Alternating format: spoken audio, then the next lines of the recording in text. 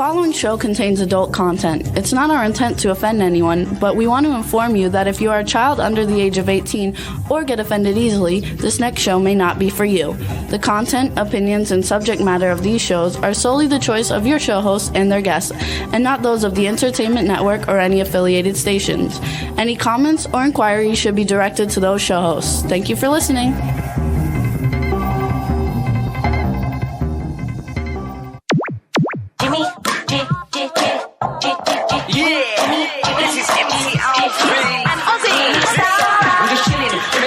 Sitting down and designing, where every man in a thinking, what are we gonna be wearing? Yo, I'm a Liverpool MC, you can't test me. Big up the girls inside the party. Let's get down to crazy Jimmy. Big up myself and known as Alfie, the one and only, the Turkish MC. Always love the clothes of Jimmy. Bitch, I'm your wanna be. Jimmy Star's new celebrity. We'll take you out to Jimmy Star's. Hey ho, what's up everybody? Welcome to the Jimmy Star Show with Ron Russell, bringing you the good times in music, fashion, pop culture, and entertainment. We got a great show for you guys today, and it's going to be a lot of fun. We have Bj Mezek coming on the show and Robert Donavan. Both are in a bunch of movies that we go to the premieres of, and we love them to death. They think they're fabulous. And so it's going to be a lot of fun. And, I forgot to start this thing. Hold on. Oh, I guess it started already, though. Okay, good. And so before we get started, let's first just say hi to my cool, outrageous, gorgeous man about town, Mr. Ron Russell. Should I make it brighter? What an opening. Should we be a little brighter? Can we go brighter? Yeah, why not? Let's go brighter. No, we're pretty bright over we're here. Pretty bright on the other monitor. Each monitor has a different tone because they're different computers. And we have 2 or 3 in this studio right now. We're going to go a little brighter. Here we are. Okay, Are good. We better? On the other one? Yeah, we're good. Yeah, we're good. Hi, everybody. We're raining again. Yes. And we're freezing again. And LA does not need any more rain because the sewers have backed up. And people are complaining that sewerage is coming back up in their toilets and in their sinks. Could you believe that? And we're in Palm Springs for anybody tuning in who doesn't know. So right. we live in Palm Springs. Springs. We're pretty good because our river, we have a river here. And all our pipes are connected to the river, which goes out. I don't know where it goes to. Yeah, there's no ocean. Astro, you're a bad boy. You can't come near. Oh, Astro, Prince. All right, Prince, a little fagatina that he is. You know why? Raining. And he won't go out to urinate or poo-poo. So guess what he did? He peed on the doors going into the living room, and he poo-pooed in the living room. So now I'm mad at him. And he knows it. He's a smart dog. He knew he'd do bad. He did bad. But he won't go, and it wasn't even raining. That's it's just wet. And guess what? There's a cover. Our entire patio has cover, so the rain doesn't go on our patio. But it is wet though. The patio it is gets wet because it drips. It blows in with the wind. But right now there is no rain. I think the sun is trying to come out, and the prince, he's not going to. Will not go out. His little feet. He will not go out in the rain. He doesn't like to get his feet wet. I mean, he's really. We were just talking yesterday how good he was doing. He hasn't pooped or peed in the house in a long time, and then it poured down rain. And now he's pooped and peed in the house. But those little dogs do that. My big dog, the Shazam, the 130-pound guy, he knew how to go out. And Brandy girl, she goes out. They're very clean. But that little snot nose, boy, oh boy, he's spoiled silly. And he's over looking at your computer now, trying to figure out how he's going to get over here. He follows me around and he watches. He'll sit there and watch everything I do. Every movement I make, he moves his head. He loves me and I love him, but I'm angry with him. Well, Cindy Lady Lake's in the chat room. Hey, Cindy, ho. And she says that her dog is the same way. It hates the rain. And they have a little dog, Gizmo, and he's adorable. But why do they dislike the rain so? Oh, I don't know. I don't really like going out in the rain either. Well, we don't exactly like go hang out in the rain either. Yes, but I don't think we would poop on the living room floor. No. I don't think we would do that. I'm sure I wouldn't. Possibly you may. I wouldn't. That's freaking hilarious. So lots of cool stuff going on, you guys. You ever have an itchy ear? Oh. I think I have to have. They sell that wonderful machine that I see on television. If any of you out there bought it, does it really work? The machine that you put in your ear and it pushes hot water in and sucks it out and it gets the wax out. I have wax buildup in my ears. I have my ears cleaned all the time. And I don't know why I manufacture so much wax, but I was thinking of storing it and making candles. Well, I mean, why put it to waste, right? Oh my God, that's hilarious. You gotta love it. Well, So it'd be Ron Russell candles. When they burn, they'll smell like me burning. Ugh, would have thought.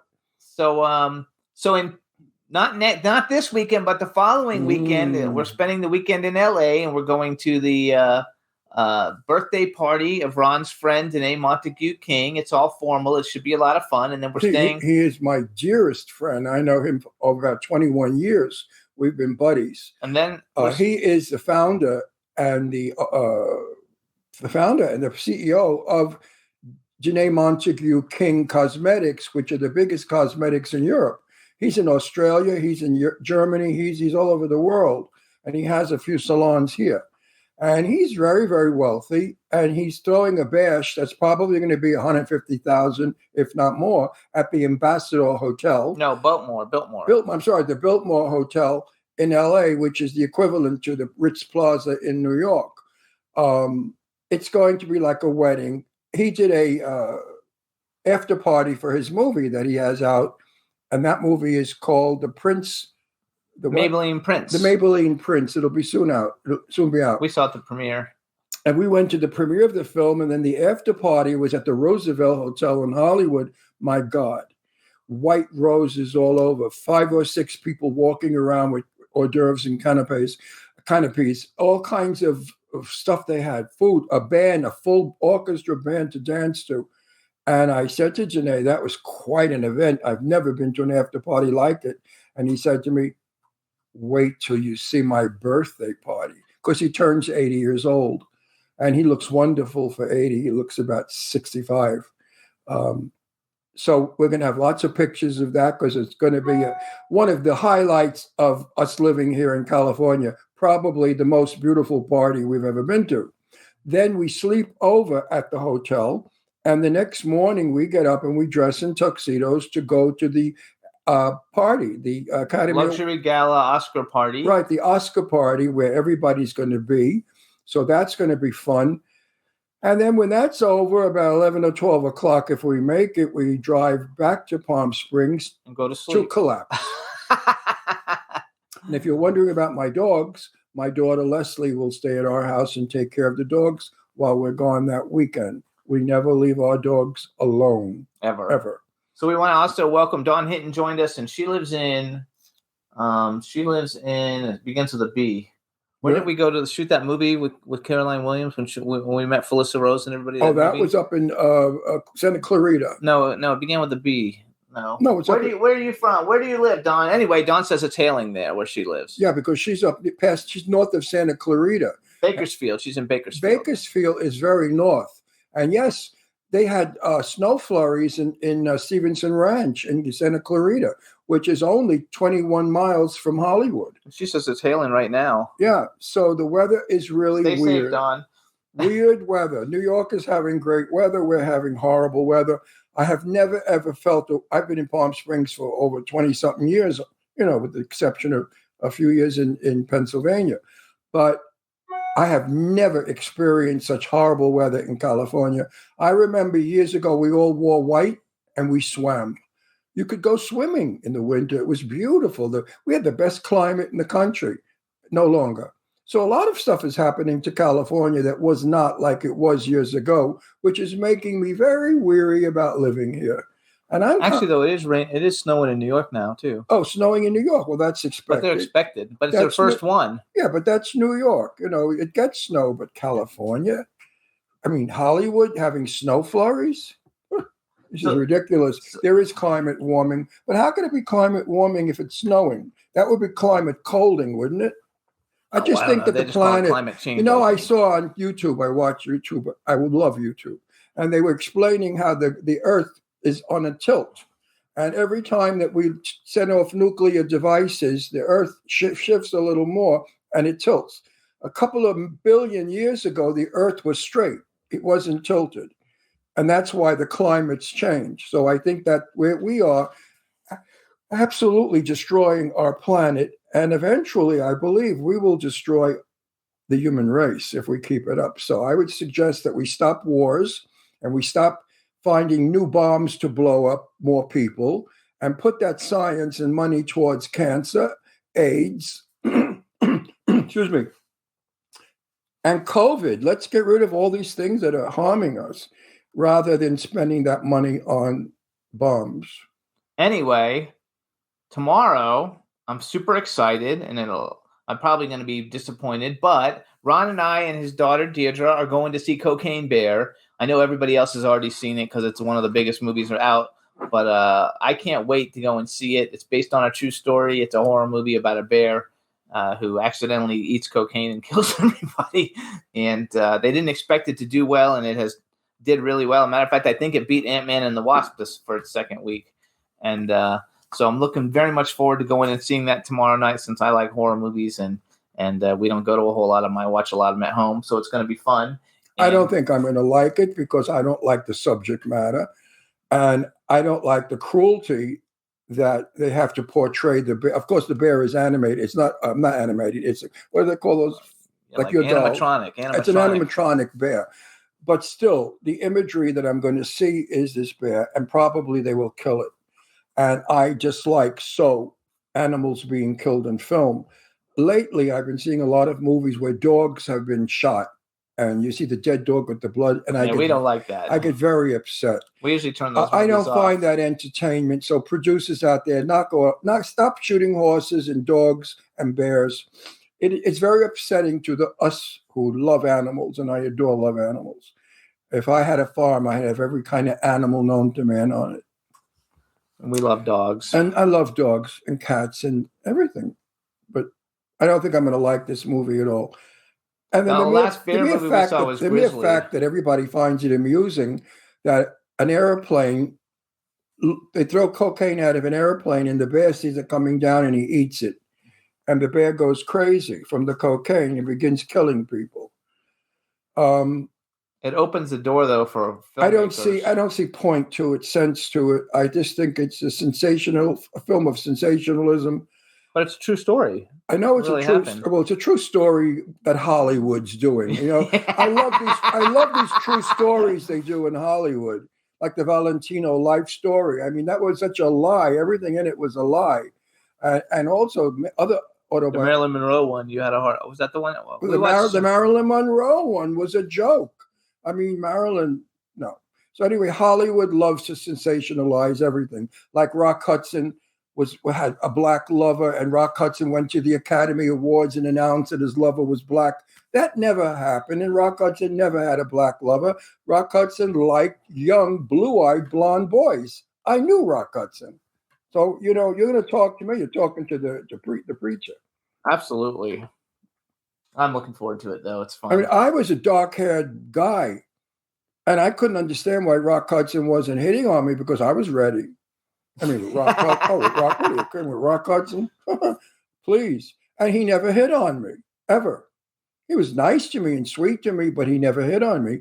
And then I said, what's with Rock Hudson? You know, I was young. I was way younger than he at the time. And it was after we shot an episode of McMillan and Wife. And someone said to me, oh, don't you see his boyfriend? I said, yeah.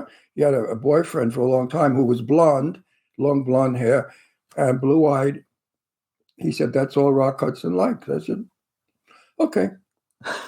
And I went home and I cried for a couple of hours. And then too bad you never met Cary Grant. What? And too bad you never met Cary Grant. Oh, had I met Cary Grant, there would have been, the press would have gone wild.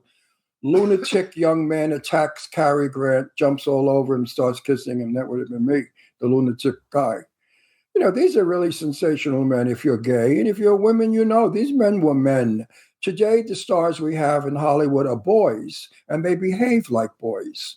But Rock Hudson was a man and acted like a man, and Cary Grant and all the great stars of Hollywood of yesteryear were men. Today, like I repeat myself, watch them when they act. They're 35 and 40-year-old boys. So a lot of women are complaining about that. I know because my daughters are single, and they say a lot of men they meet are boys. They dress like boys. They're 50 years old, 55 years old, and they dress with the short pants, tattoos, you know, the hat backwards, the engineer hat backwards, and they look like 18-year-old rap singers. And women are not interested in that. Women would like a man, a gorgeous man. Which we have 2 men coming on soon. Yeah, these two. So BJ's here, you guys. We're going to take a quick music break. We want to welcome B. Claudia into the chat room. And so, hey, B in Germany. And we're going to real quick play Young Zuck, you guys. Let it go. When we come back, we're going to have Bj Mezek on the line. It'll be a lot of fun. And a lot of 55-year-olds want to look like Young Zuck. And look, you look stupid. No, Young Zuck is gorgeous. I mean, young. He's young. He's young. Yeah, I know him well. He's a very dear friend of ours, and he's the sweetest thing in the world. And he's a boy, and he dresses like a boy, and that's okay because he goes out with young girls. But a 55-year-old woman doesn't. Well, maybe some cougars. Smile. They would go out. He's going to take a picture, smiling. All right, everybody, check it out. Here's Young Zuck. Let it go. We'll be right back.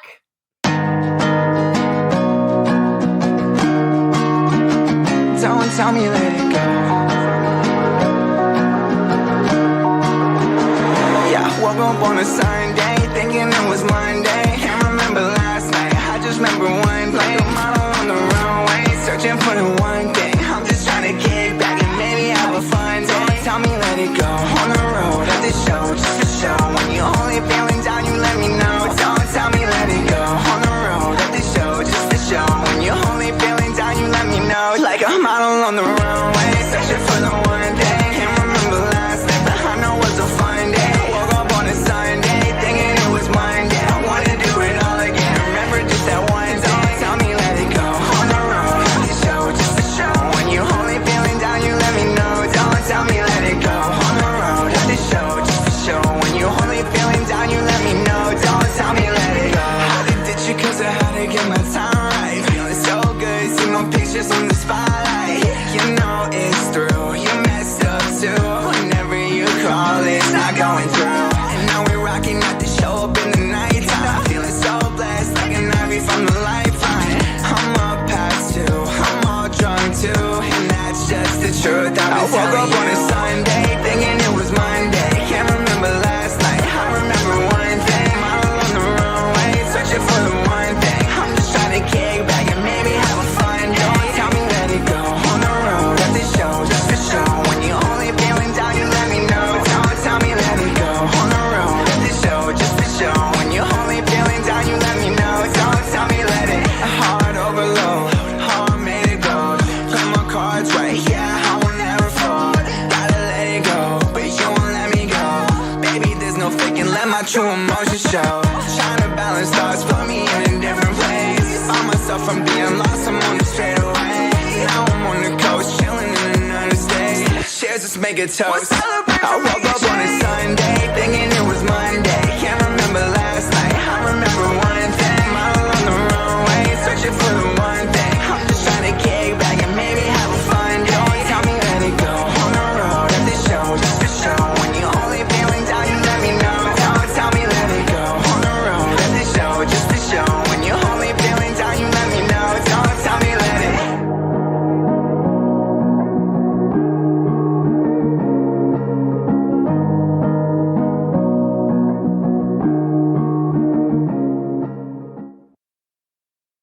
Yay, everybody, that's Young Zuck. The name of the song is Let It Go. He's got an album dropping later this year. I can't wait for it because I really like him a lot. And I'm not a fan of rap, as you well know, but I like his rap because his rap is music.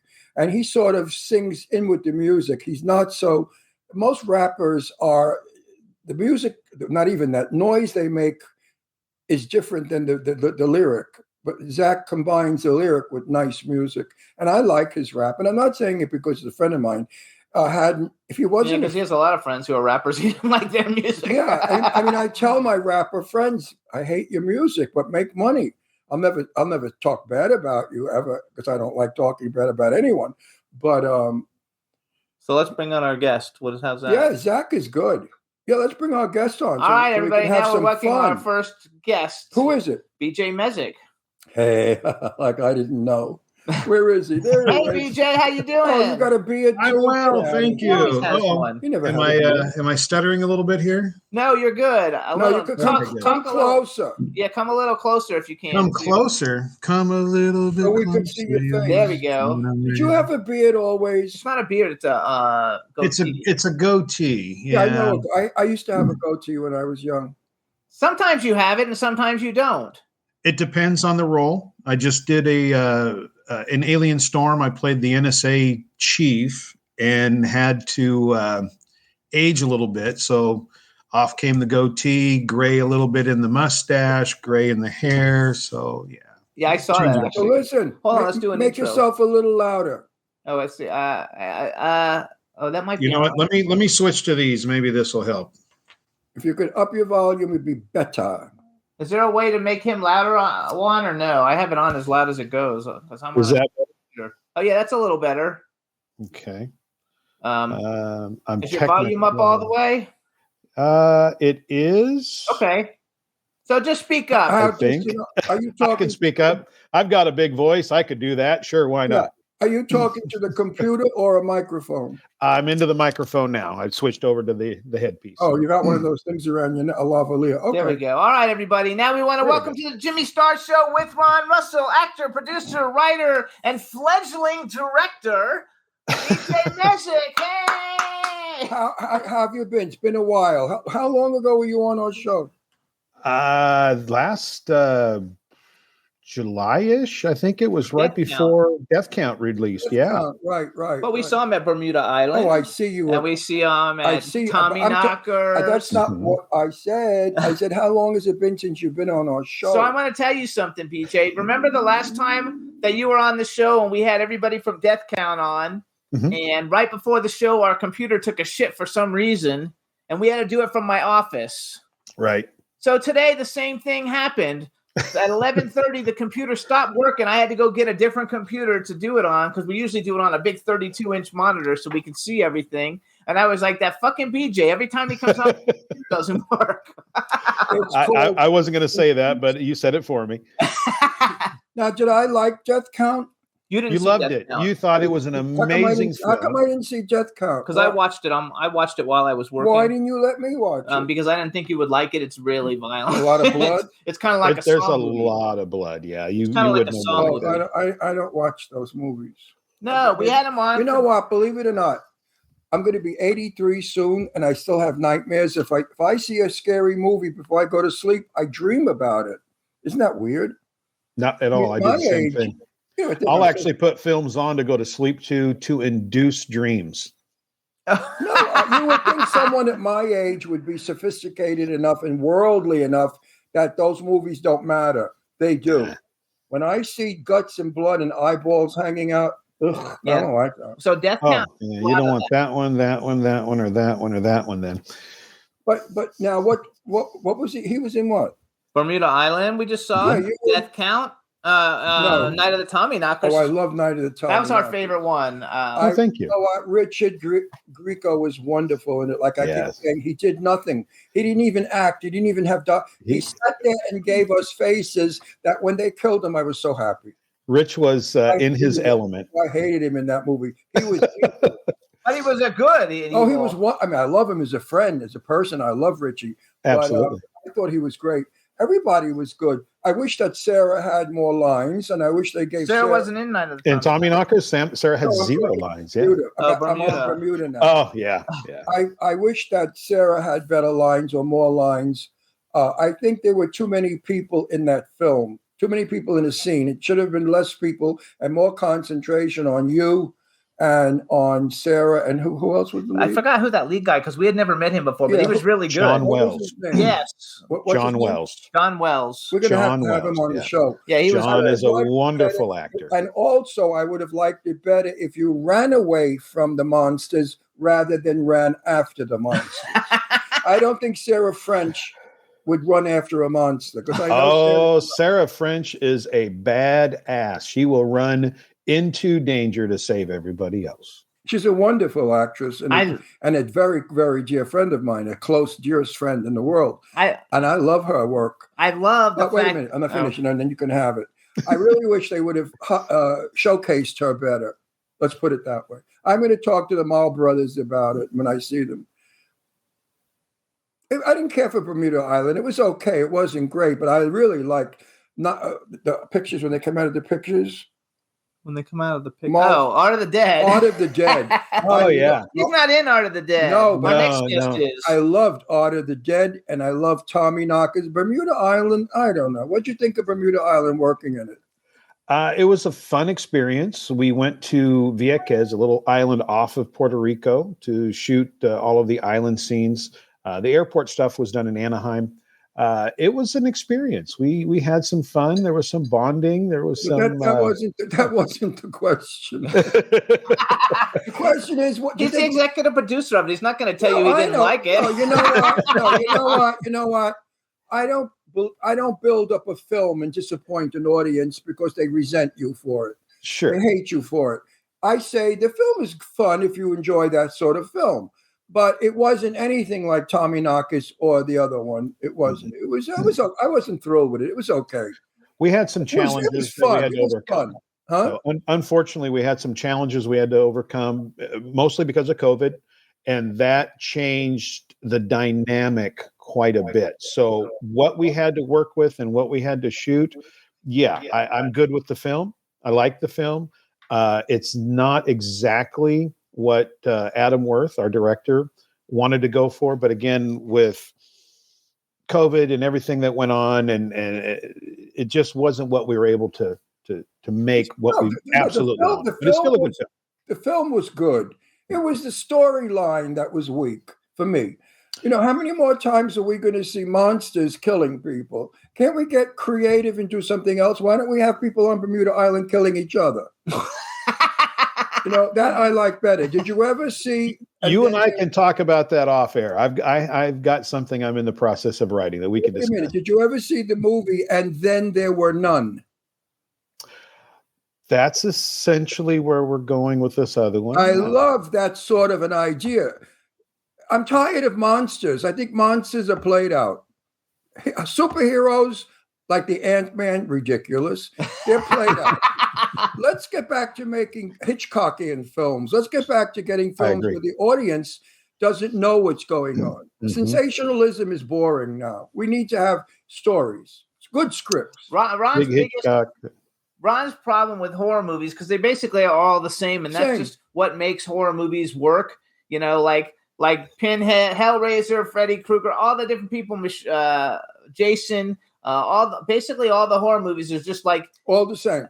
You go someplace and somebody's killing people one at a time. But so that's his thing that he doesn't like. But that's what the whole genre is built on. I realize you want a bloodthirsty audience, and you got what bloodthirsty audience. But there are millions of senior citizens still alive today, like me, who are not bloodthirsty viewers. We would go to all your movies and you would sell more tickets if you had a greater audience, not a specific audience. Now, the people that like the bloodthirsty that I've seen at many occasions, they're young, stupid, not educated.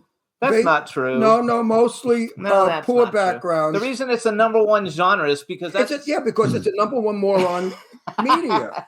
I mean, love it. You put a sophisticated film out, possibly like Psycho with Janet Leigh. You're not going to get the audience today you got years ago, because people are not going to wait 10 minutes to see Janet Leigh get stabbed. And they want to see her get her tits cut off as well. No, today it's, you know what I'm saying. Let's get back to making real movies, guys. Anyway, because I like it. I like the horror movie thing. I've been a fan my entire life. Well, that's what I said. And I've got a doctorate. I'm not stupid. I'm not uneducated. Yeah. Well, but there's different categories of horror. There's gore, there's suspense, there's thriller. I grew up Hitchcock. He likes suspense and thriller. Big Twilight Zone fan. Did you ever see Marcel Waltz's Blind with Sarah French? Absolutely, yes. I can't wait for Pretty Boy, and I'm actually attached to. I'm on That's a Wrap, not as an actor, but as a producer. And please, let's get that out as soon as we can. I know you've seen it, so it's I've seen it a few times. I love That's a Wrap. And last week we had Monique on the show And talking about it, and we love Monique, and I love everything Marcel does. Marcel does it absolutely. Marcel's a little Fellini and a little Hitchcock. And I love his films, and I love Blind, and I thought Sarah did a brilliant job on that one also by just not doing anything but being a blind woman. She was Sarah. the character. Yes. So let's go back.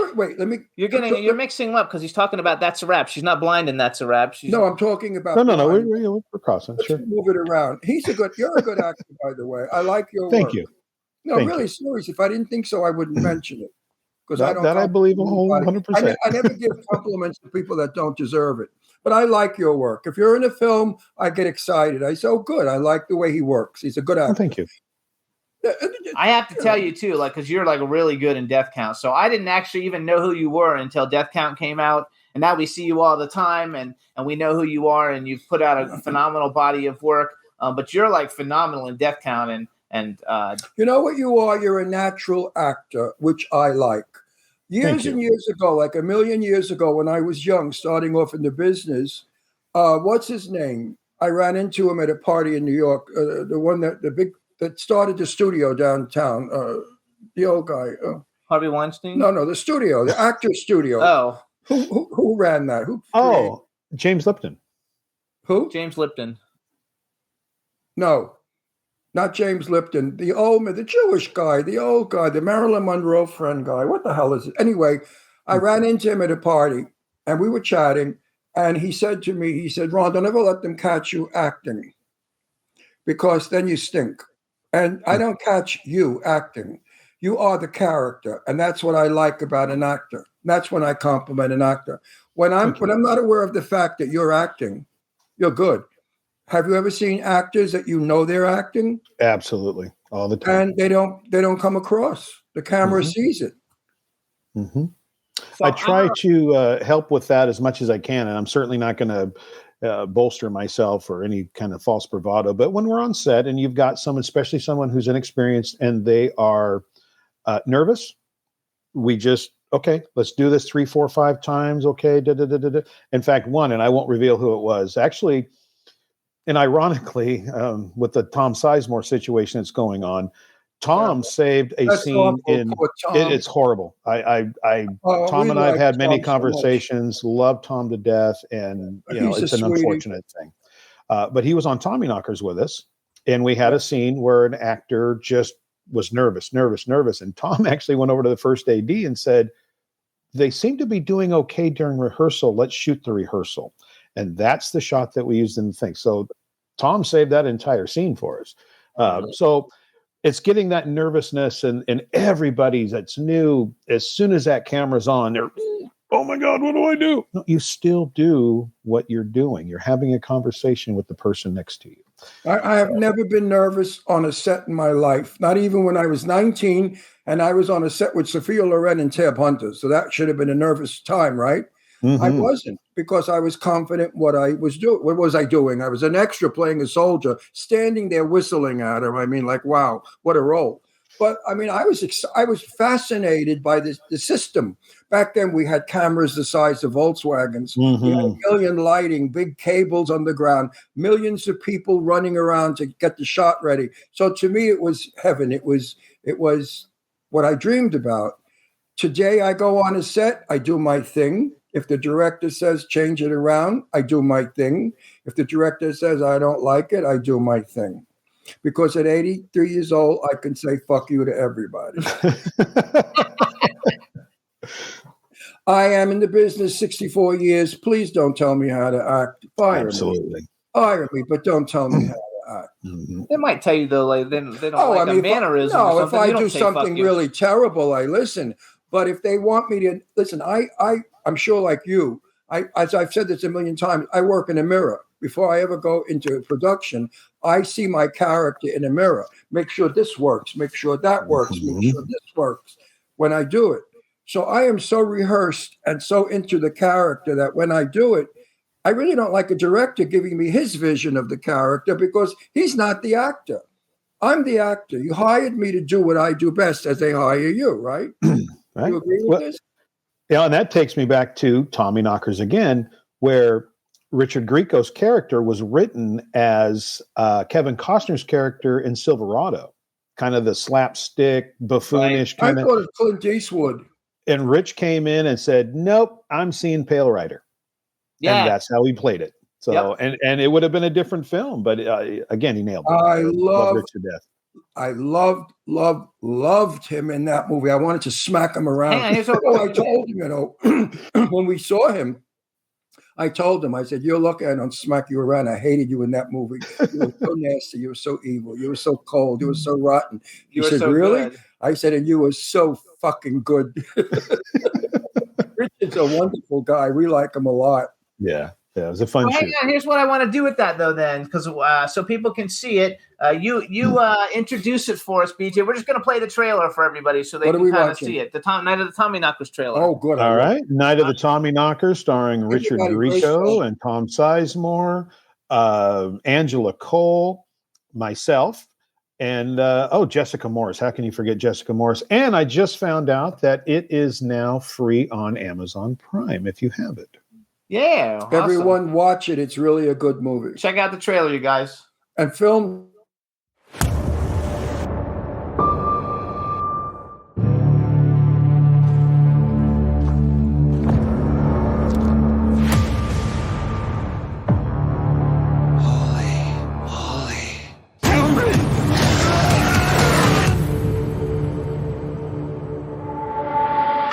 You guys ever hear of the town of Deer Creek? They've been finding gold in the dry diggings mines on the outskirts of town.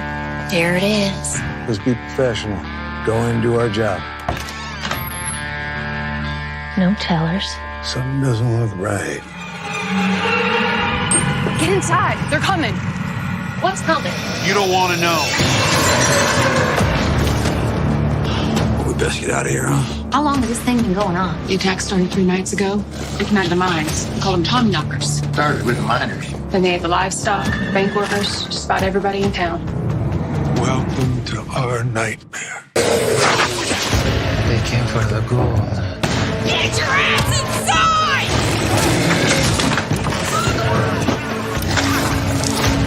We gotta find out what the hell these creatures are.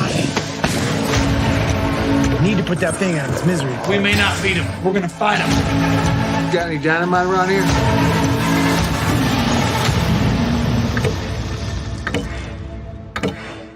Should be an interesting night. Was there Marilyn Monroe? Everybody went to Actors Studio. Anyway, hold on. We can't find the guy. Listen, Actors Studio in Manhattan, where Marilyn Monroe went, Marlon Brando, Paul Newman. Everybody from my era went to Actors Studio, and the coach was the famous guy who has a daughter who was an actress, and we can't think of his name. The chat room is putting a million names. And he is the most famous person in the world. So it was his name before the Actors Studio.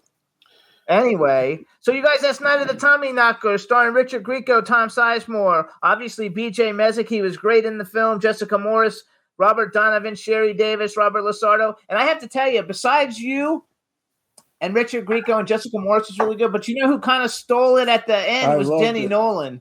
Denny Nolan, that is probably Denny's greatest role at this point. He just absorbed into it, and I failed to mention Robert Lasardo earlier, and I apologize, Rob, if you're watching. But Denny, that scene, I applauded during the premiere because I knew it was coming. I'd seen it probably 100 times, but oh my God, it's so good.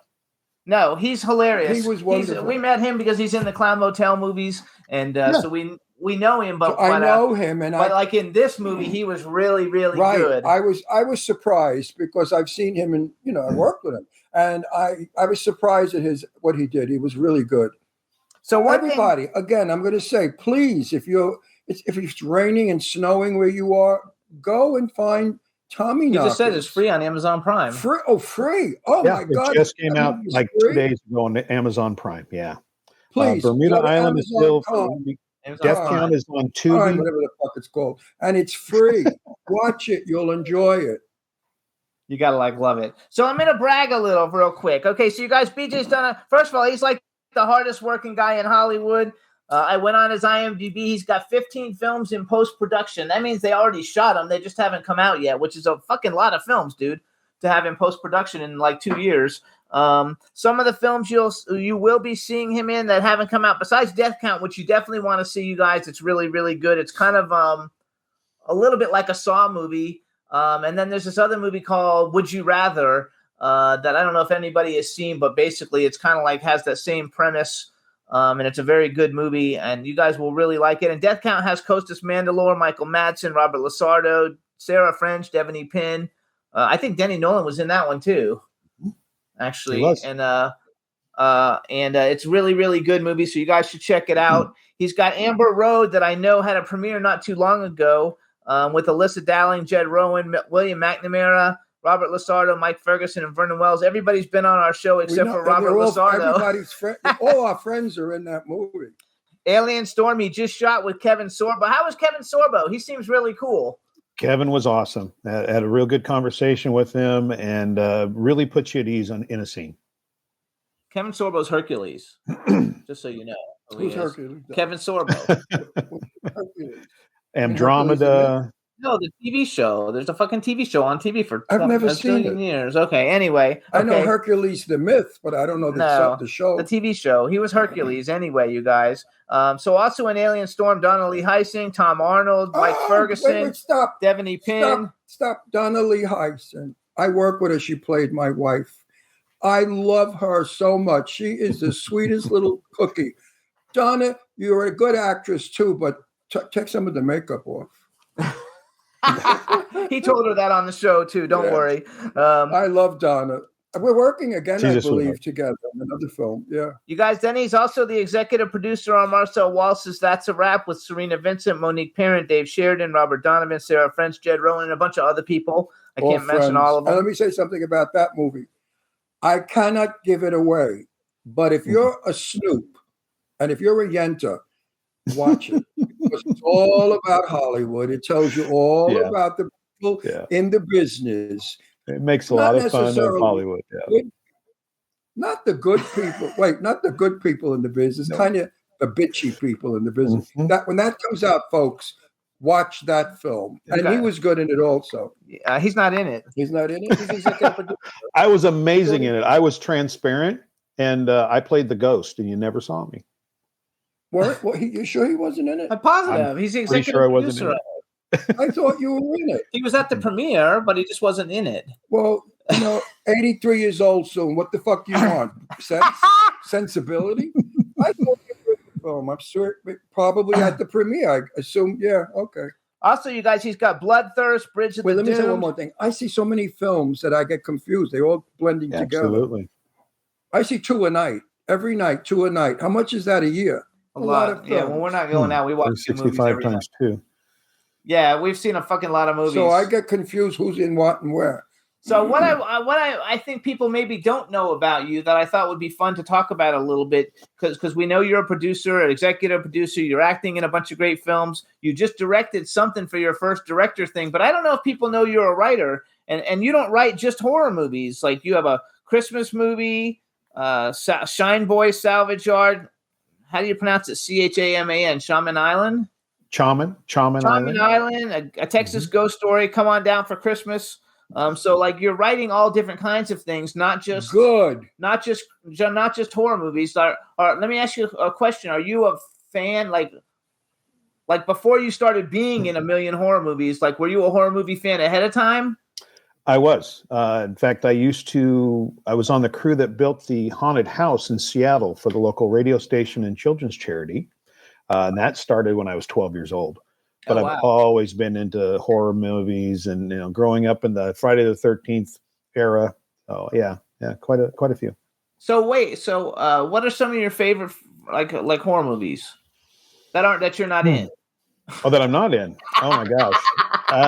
Night of the Living Dead. Yes. I guess you got to throw that out there just for prosperity. The original Night of the Living Dead. The original. I love that movie. Some of my favorite.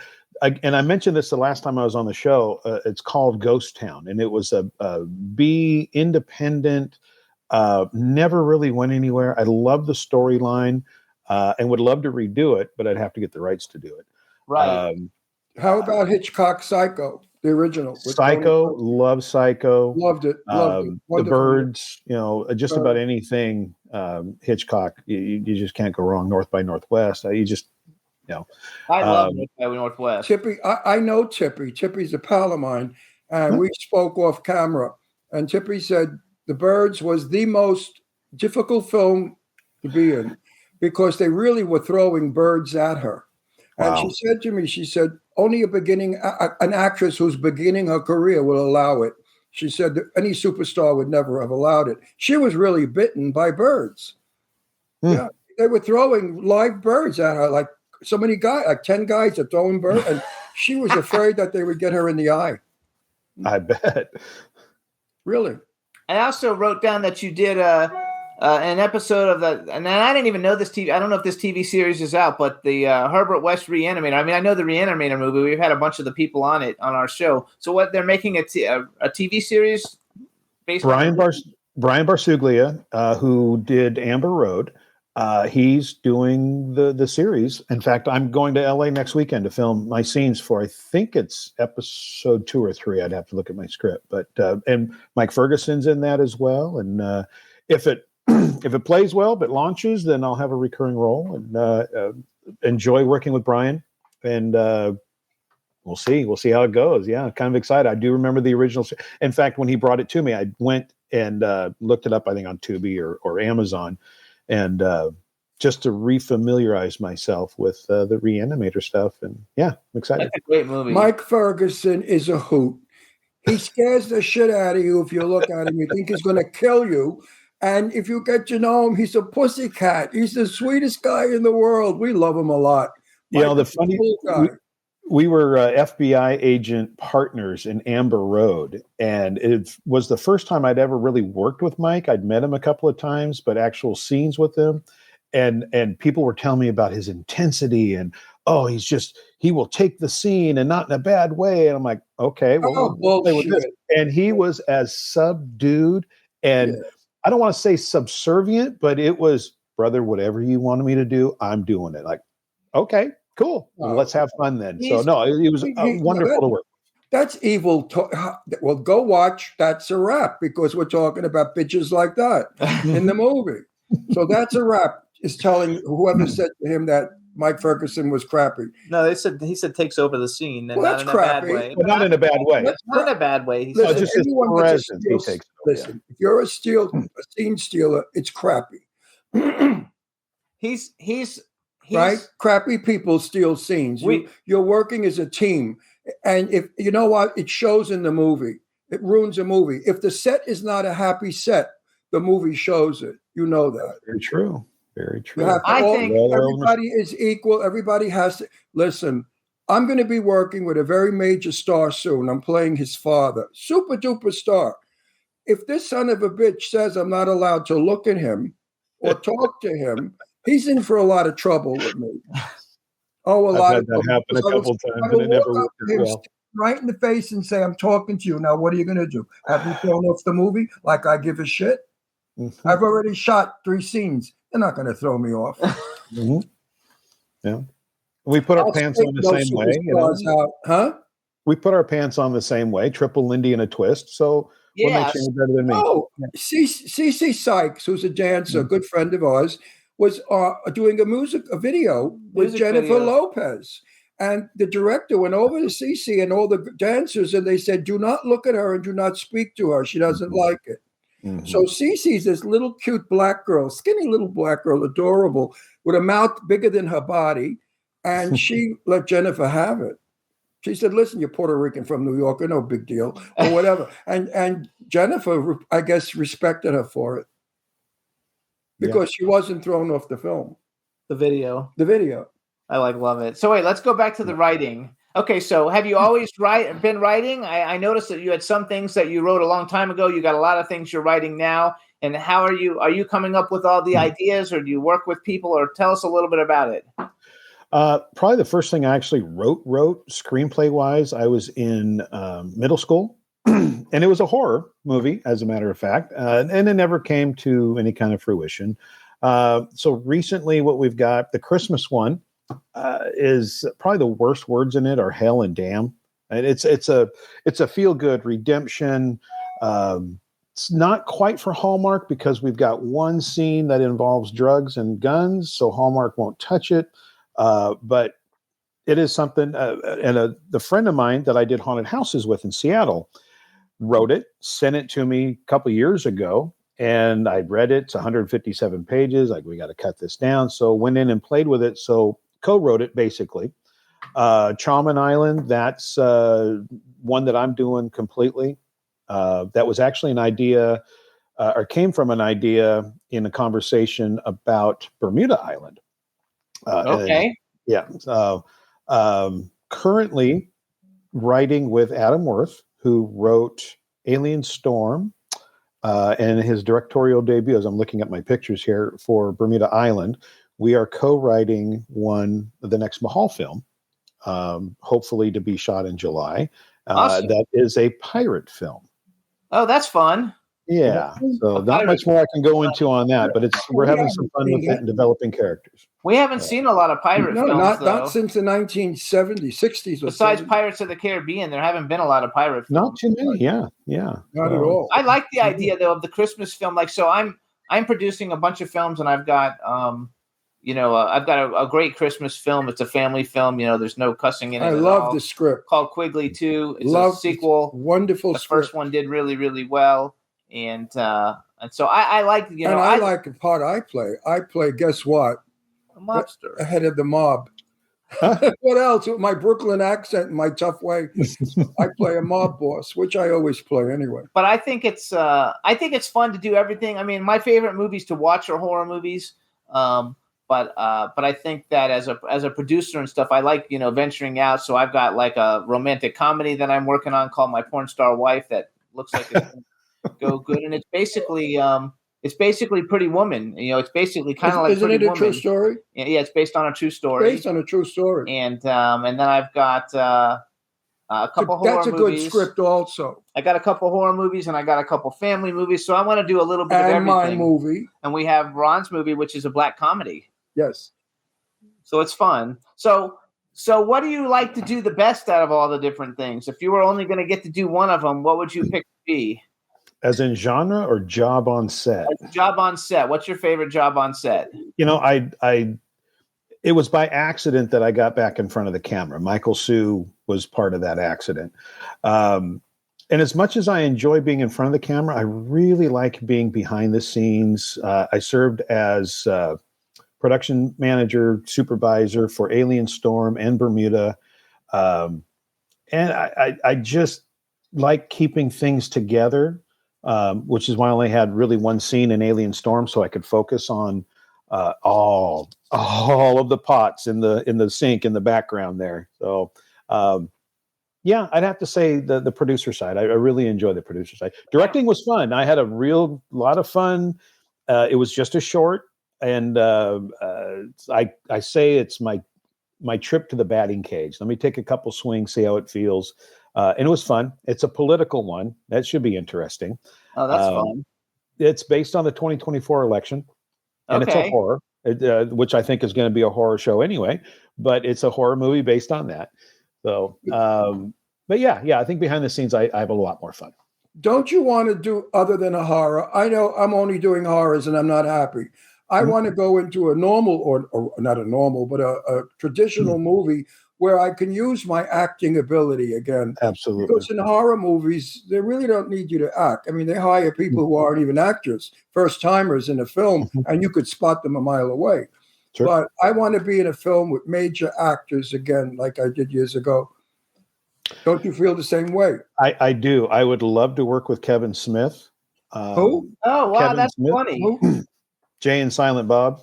Yeah. I'd love to work with Kevin. I'd love to work with Matthew McConaughey, and his diversity from drama to comedy to slapstick and just everything in between. So yeah, I would love to branch out, the holiday one or the Christmas one. But horror attracts probably a bigger audience because it translates to every language. You don't have to know what's being said to know that they got killed or they're getting ready to get killed. That's right. Well, there's no dialogue in horror movies. It's mostly visual. And if the dialogue it's weak dialogue. I was on a film where I played a mafia gangster, and there was a line in it. I don't remember the line, but I'll give you a make-believe. This is a mobster, tough killer, saying, "Gosh, oh, gee, golly, I can't." And I looked at the director. I said, "Who the fuck wrote that line?" In Brooklyn, nobody ever said that. If you did, they thought you were a faggot and they beat you up. So the director said, "Well, what would you do with it?" And I said, "Let's do it this way." And the line was, I think they cut it from the film, but I love the line. It was, "Oh, you mean them dirty coffee cups that smell like dirty ass?" Yeah, they cut it out. They cut it out. "Oh, you mean them coffee cups that smell like dirty ass?" And I thought it was a wonderful change, because I remember coming from Brooklyn and going to diners. Sometimes the cups did smell like dirty ass. And that's why Churchill, who was the director at the time, wrote that. And he put that in. And I loved it. But I want to go back real quick. I want to give a shout out to Michael Sue, because I do think out of all the indie directors that he's definitely one of the, he's probably in the top 5, along with Marcel. I think he's way up there. I think he's super talented. Wasn't he the director of Death Count? I think he was. He was director of Death Count, Tommy Knockers, Bridge of the Doomed, wound up having to direct Bloodthirst because of COVID, and DP'd a bunch of the other ones as well. But yeah, I've said it before. I'll say it again. I would go and watch Michael Sue direct Traffic. I just love Michael to death. We have this joke that we have this 32-year friendship that took 28 years to find out about because of a film we worked on in the 90s that we were both on but didn't know each other then. That's singles. funny. what I want to say about Bermuda Island is it was very well filmed very well. Yes, and he was our DP on Sarah that. French, beautifully half naked under the waterfall, was very beautiful. It wasn't porno. It was not hard. It was very classic. And I appreciated the fact that they showed Sarah looking classy and not sleazy. Right. That's a wonderful scene in the movie. But the photography was beautiful. Yes. The scenery was beautiful. The score was good. So everything was really good about it, except I thought there were too many people, not good actors, and you should not be running after the monsters. Other than that, it's a good film. Sure. Yeah. And I got to throw Adam Worth in there, who just directed Bermuda and also directed Alien Storm and wrote Alien Storm, which we just wrapped on. But Adam is another one that is right there, in my opinion, with Michael Sue, not as a cinematographer, but as a director, certainly as a first AD, and a writer. And we were writing together on this next one. And I don't know him. I've never met him. I don't think I've ever met him, but I through the grapevine, I've only heard good things about him. Good things. I've heard really good things about him. Good guy, super good guy. Yeah. I love it. But we've never met him. Okay, so then tell us. So you already told us somebody who you would like to work with. Who's a female actress you'd like to work with? And then if you could have been in, I'm going to change it. If you could have been in any horror movie ever made, since you like horror movies, what horror movie would you have liked to have been in? But then also give us some females that you think would be fun to work with. Currently or from... It can be living or dead, or a living and a dead. I would love to work with Sophia Loren. Anne Margaret. I've always been an Anne Margaret fan. Oh, I like Anne Margaret too. I think Tommy was probably a very fun set to work on, minus the mirrors and straws, I'm sure, for my part. Currently, gosh, I've worked with Devaney Penn, love Devaney to death. Sarah, love her to death. Sherry Davis, worked with her quite a few times. Angela Cole. But current ones, wow, that's a good question, which really wasn't part of it. But yeah, they don't have to be in horror. Like you could pick, Angelina Jolie or Charlize Theron, or like any actress that you think would be fun to work with. I want to insert this: Sophia Loren is one of the nicest, most down-to-earth, charming women I've ever met in my life. She was a doll. That would be nice to sit down. 3 days I worked with her, and she was wonderful. Wonderful, good actress. And Ron, I know how you are about name dropping, and it's not name dropping. It's part of the conversation. So I'm going to go ahead and say it this way. No. It was something you had posted a while ago. This is our business. Yeah. Why do you think our show is number one? Because I tell people about movie stars, and they come in. They want to hear about. They don't want to hear about the plumber that just put my sink in. No. Yeah, because if you know John Smith did this, they don't know who John Smith is. Yeah. So someone who is a dear friend of mine, and we've been trying to find a project. So wink, wink, nudge, nudge, is Charlene Tilton. Oh, that's a cool one. Every time we speak, it's what are we going to do? Do we have a project? And because of a lot of the indie stuff, of course, most of it's not SAG. She can't do non-SAG, and I absolutely respect that. But I would love, and I'm waiting to do a project with Charlene. If we can get something Dallas, together, right? Absolutely, yep. She's supposed to be going to the Oscar party we're going to. Right. Oh, I know she's got a couple of Christmas ones out recently. In the last couple of years, she's done some Christmas stuff. In fact, well, I shouldn't divulge that. We're supposed to be vacationing at the same time in the same location, my wife and I, and she, and hopefully Cherish, her daughter, dependent on if she gets her shoot schedule for that time frame, which would cancel it again. She was supposed to go with this last year and wasn't able to. But currently, yeah, I'd love to work with her. I've worked with Tara Reid. Tara was actually a delight to work with. Oh, no, she's cool. Yeah, Tara's great. I want to go back to your wife. So I love your wife. Yeah. You have the coolest wife ever, and your daughter is gorgeous. You have a beautiful wife, a beautiful daughter. Your daughter seems like you've raised her extremely well. Thank you. And so it was a pleasure to meet them and talk with them. And the saying that they say behind every great man is a great woman. That's absolutely what he married a great woman. She is very, very much a part of his career and who he is. She's not a selfish woman. What about me? What about me? It's all about him. It's all about him. I get that from conversation with her. She's fabulous. Yeah, she's just wonderful. She's a nice lady. You married well. You did a good job. I don't know why she married you, to tell you the truth. I think she that boy did good. Richer, but she fell in love. Sure. Yeah. I guess the second part of that question was, what horror film would I want to be in? Man. Any of the Friday, you know what? Hellraiser, I think, would have been a lot of fun to be in. Yeah. But any of the Friday the 13th, Freddy, what was that? Nightmare on Elm Streets. Those would have been fun, I think. But to be a part of, wow, maybe the original Halloween. Oh, yeah. The original Halloween would have been a good one. Mm-hmm. Basically, I think that's probably, I like all the franchises, and I have, because I have an extensive action figure collection, and I have from all of them. But I think that the Halloween franchise is my favorite of all of them. And then probably Hellraiser, because I'm friends with all the people from Hellraiser. And if I were to answer that question, I would want Tony Perkins' role in Psycho. I would have loved to have played that part. Mm-hmm. That was some hell of a part, especially back in 1960. That was a shocking movie. So tell you know Ben Stauber? Yes, very well. Who? Ben Stauber. Yeah. And you know where Ben's at these days? He's he lives in LA now. What do you mean? Ben is Norman Bates on the Universal Studios. Oh yeah, that's right. I saw that on Facebook. He's playing. Very happy for him.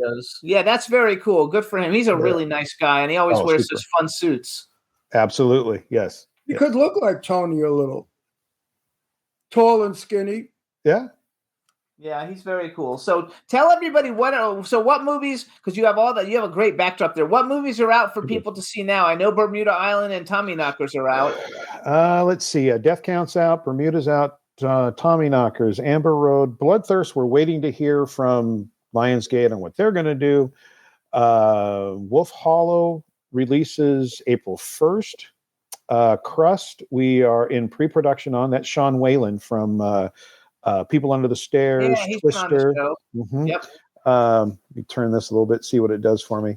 Hey, looky there. So we've got Arena Wars, which is in post, and we should be done with soon. And then Haunted Studio is Chris Sanders over in the UK. It was the first time I'd ever gone over the pond to film, and a great experience. Had a lot of fun with it.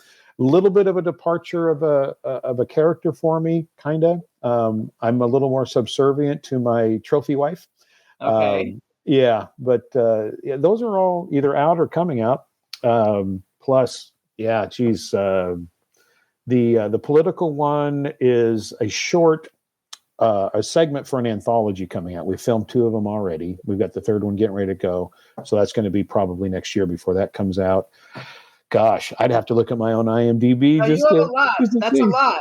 Yeah. I just want people to go and see the things because I know a lot of them just recently came out. So number one, we want to say it's always fun to see you at all these events that we go to. You and your wife, it's always such a pleasure. Congratulations on all the wonderful things you got going. 15 films in post-production is awesome. Yeah. So congratulations on all of it. I can't wait for people to actually see That's a Wrap whenever it comes out. Yes. It's going to be a lot of fun. And Tommy Knockers and Bermuda Island. Tommy Knockers now, you guys, and Bermuda Island now. They're both out. So check out Tommy Knockers on Amazon Prime, everybody. We want to thank you for coming on. Please give our best to your wife and your daughter. I will do that. Thank you. And I'm sure we're going to see you soon. And we'll see you at the next red carpet. Absolutely.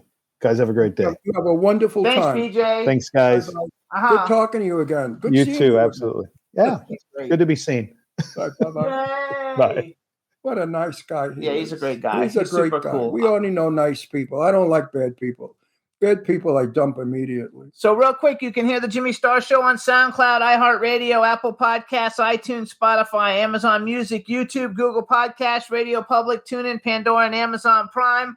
We want to thank everybody for tuning in every week. We're going to take a quick music break and play Emblem 3 Sunset Boulevard. And when we come back, we'll be with Robert Donavan, our next guest. So please, everybody, enjoy Emblem 3 Sunset Boulevard. Oh, yeah, the sauce? Hon. Oh, That shit will kill you.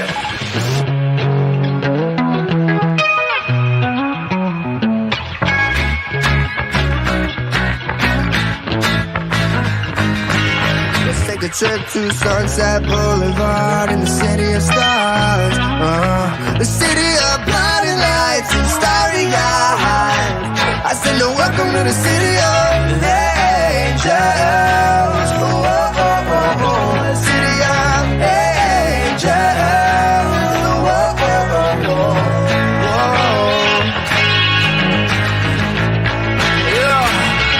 I love my women like I love my juice. Naked, all natural, no preservatives or fakeness. I like my ladies like I like my Brady's and bunches. Got the 6-pack, I ain't talking about that crunches. Hit it till I quit it like Tyson's punches. That's how you gotta rock if you wanna punch it. I swear, make it less busy. Buzz cute, Betty got me dolly dizzy. I'm lost in her eyes like, oh my God, where is she? Down here in SoCal, we getting busy in the city. Getting busy in the city. Let's take a trip to Sunset Boulevard in the city of stars. Yeah, city of blinding lights and starry eyes. I said, no, welcome to the city of angels. Whoa, oh, oh, oh. City of angels. Whoa, oh, oh,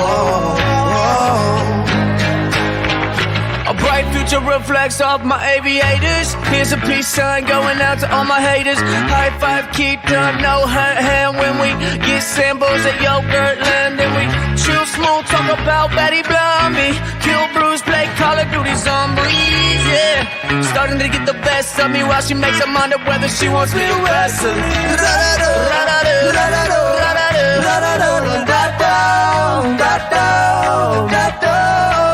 Let's take a trip to Sunset Boulevard in the city of stars. Yeah, city of blinding lights and starry eyes. Welcome to the city of angels. Whoa, oh, oh, oh. City of angels. Whoa, oh, oh, oh.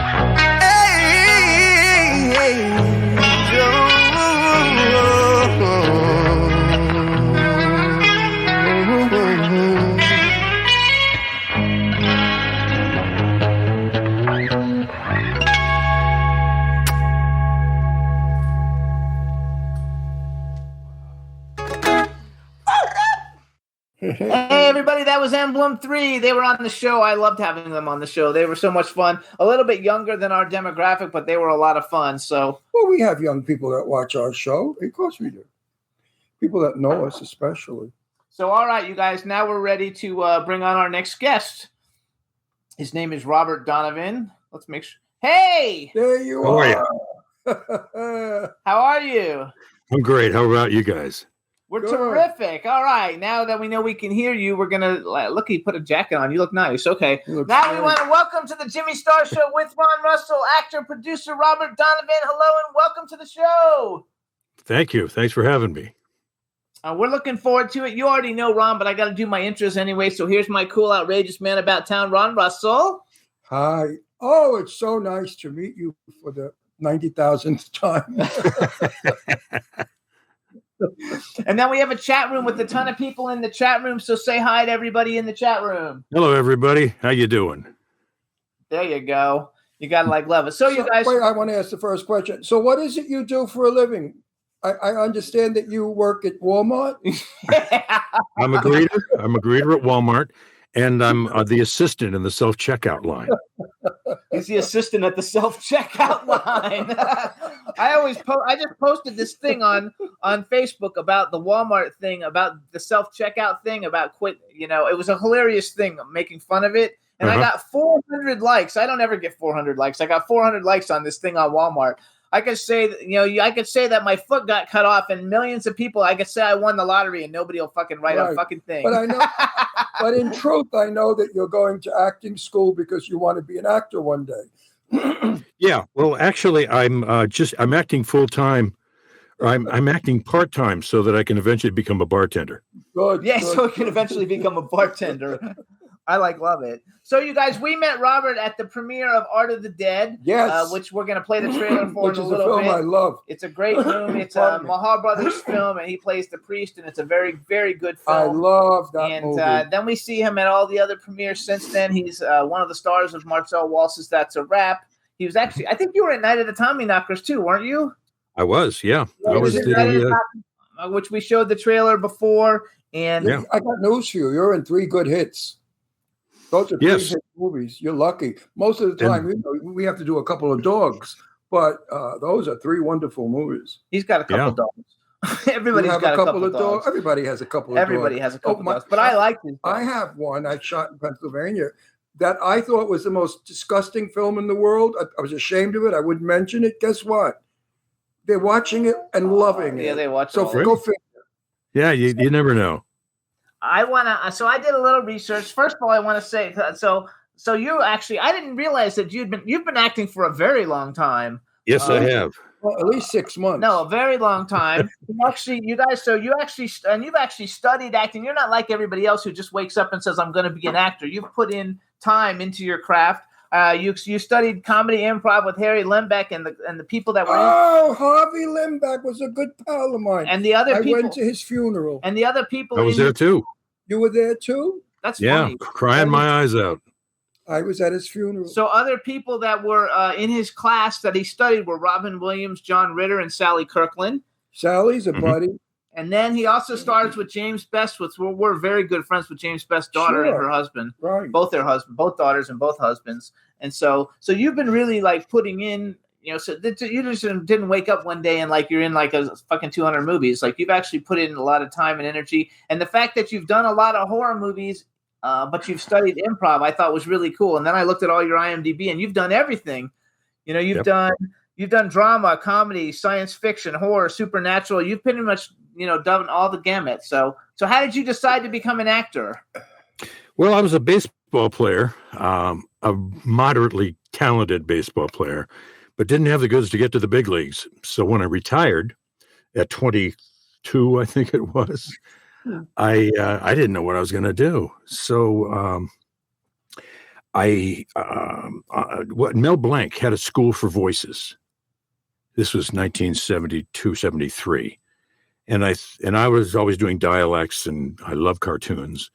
So I went on the audition, and the guy suggested I'd be on camera. And I thought, well, okay. So it's a long story. I was hit and miss. I'd work for a while. I wouldn't work for a while. And I think the main thing to get across is I neglected my training. It looked easy. I thought it was easy. And I ended up going to acting class, doing theater games and dating the girls, and then wondering why nobody was calling me. And so I studied with Robert Lyons in the early 90s. And then I've been with Kimberly Jensen for the last 5 years. And I think it's really made a difference in my performances. Well, and you're working a lot. Yeah. I retired from driving limos in 2018 after 15 years and devoted my whole time to acting. So since then, I've done 13 features, 4 shorts, and a couple of episodes of TV shows. So Which I noticed. Actually, I'll brag for you a little because I was like, first of all, you're a soapy. You were on 2 soap operas for a few episodes each one, Days of Our Lives and Young and the Restless. Young and the Restless is my mom's favorite. And some of the TV shows over the years that you've been on, and I didn't write them all down, but I wrote down all the ones that I either know or we've had people on the show. Dallas, The Fall Guy, Knots Landing, Designing Women, Murder, She Wrote, Click, Walker, Texas Ranger, and Son of the Beach. Son of the Beach, wasn't that like a Howard Stern thing? Yeah, he was the driving force behind it, but it was primarily Tim Stack's project. Okay, he wrote, directed, and starred in as Knots Johnson. I remember that, and so and then some of the other things that you were in that I thought was just kind of cool. You played the Cloaked Avenger in an S Club 7. I used to listen to S Club 7 because I'm like a pop music fanatic, so I thought that was kind of a very cool credit to have. And then you also did a movie called Invisible Dad in 1998 with Karen Black, and Ron went out with her.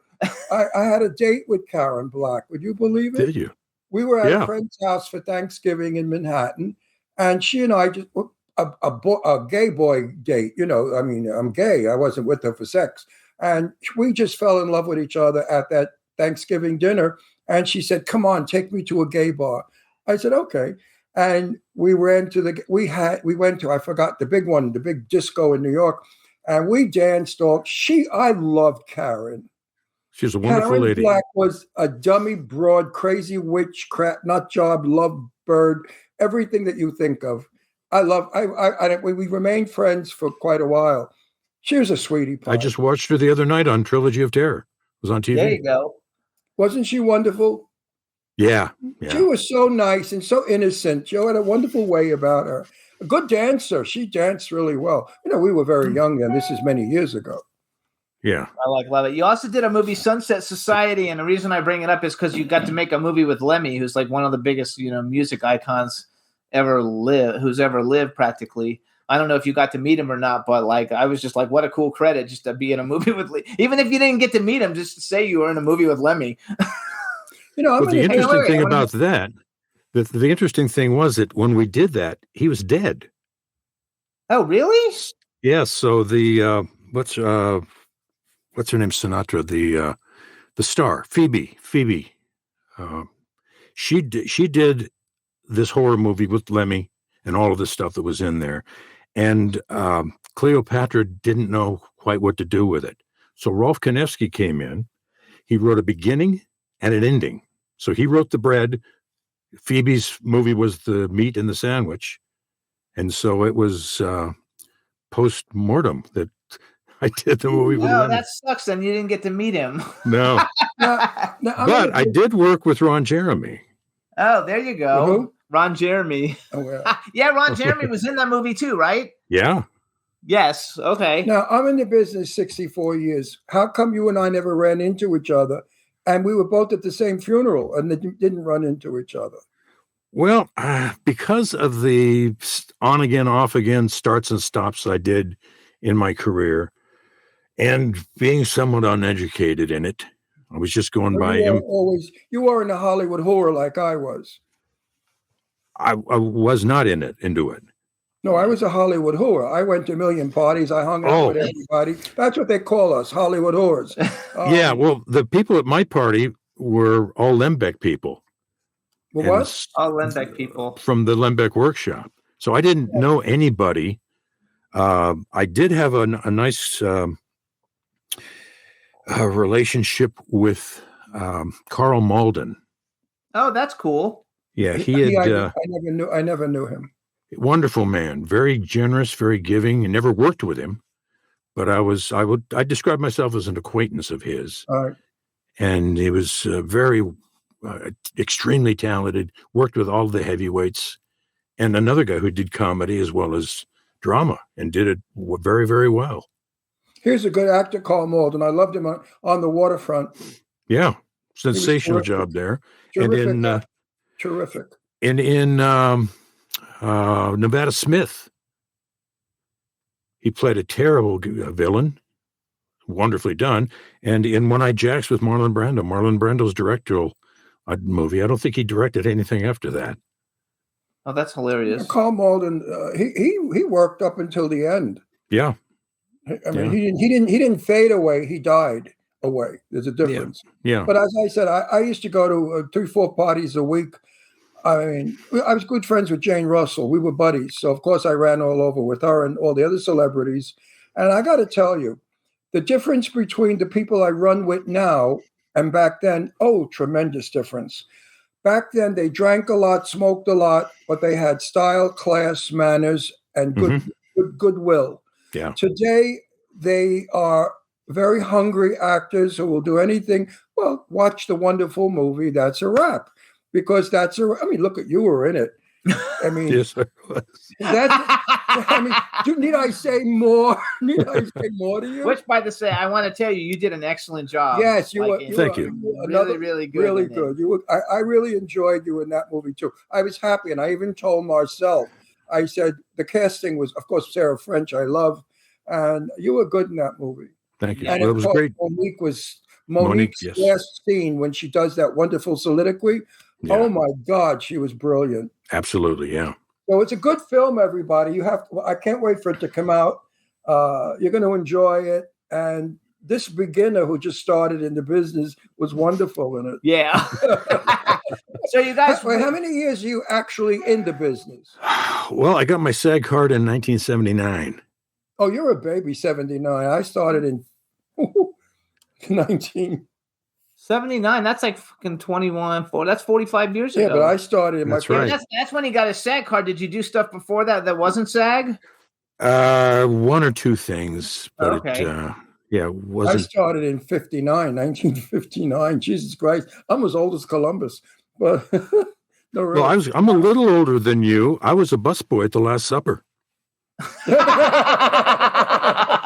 Yeah, but I invented dirt, so where are you? Yeah, you got me there. I think that's hilarious. So we met. I hope we work together because I think you and I could really pull it off well. I think it'd be a lot of fun. Yeah, camaraderie. I'd like to play your son. You're very young, son. Yeah, at 83, a lot of makeup. No, seriously, I probably will be in a film with you because Marcel has me going into one of his films in the future, and you may very well be in that film.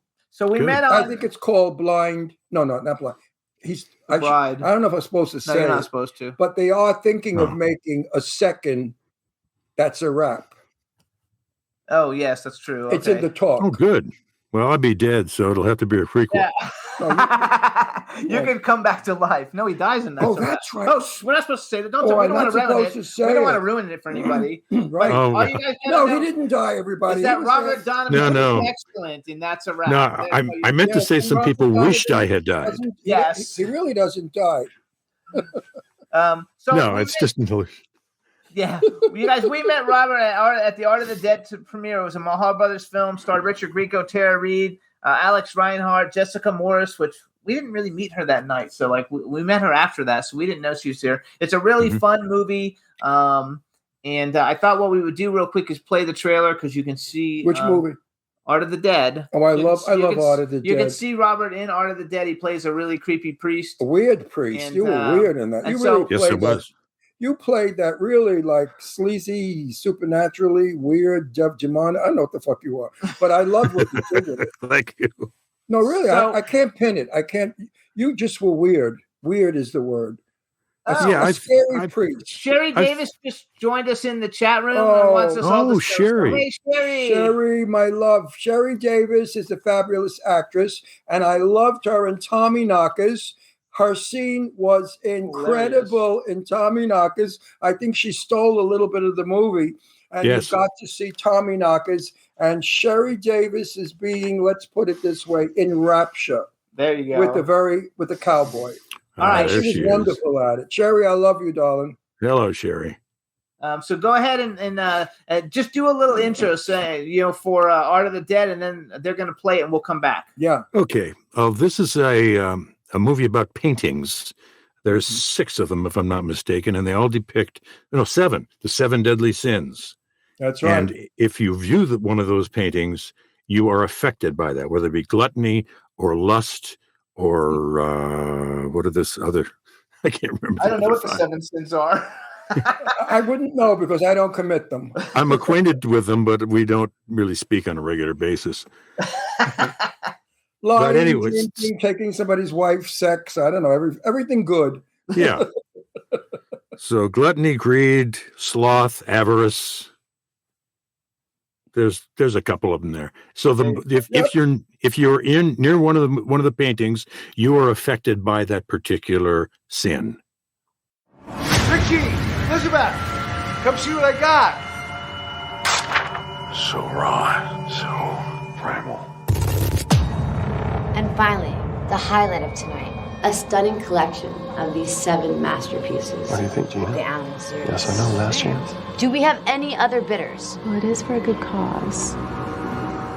And sold to the Wilsons. 7 paintings, 7 sins, all represented by Anna.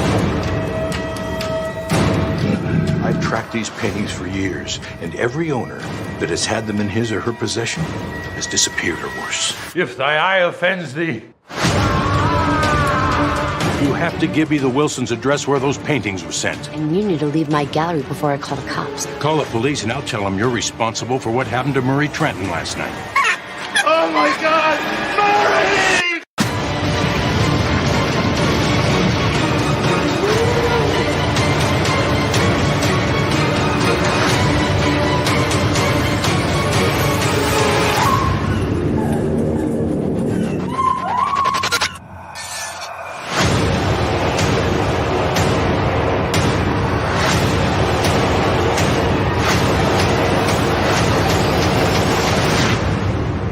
That's what I call a masterpiece.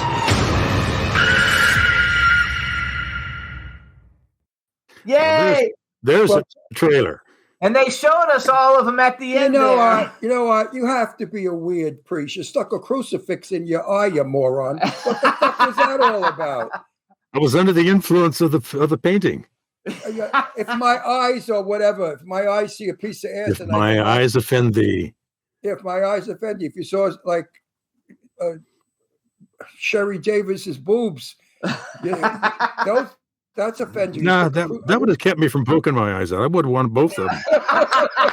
I mean, I'd want both eyes so I could still maintain my depth perception.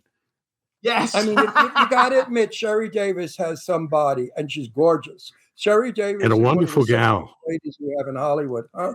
And a sweet, wonderful gal.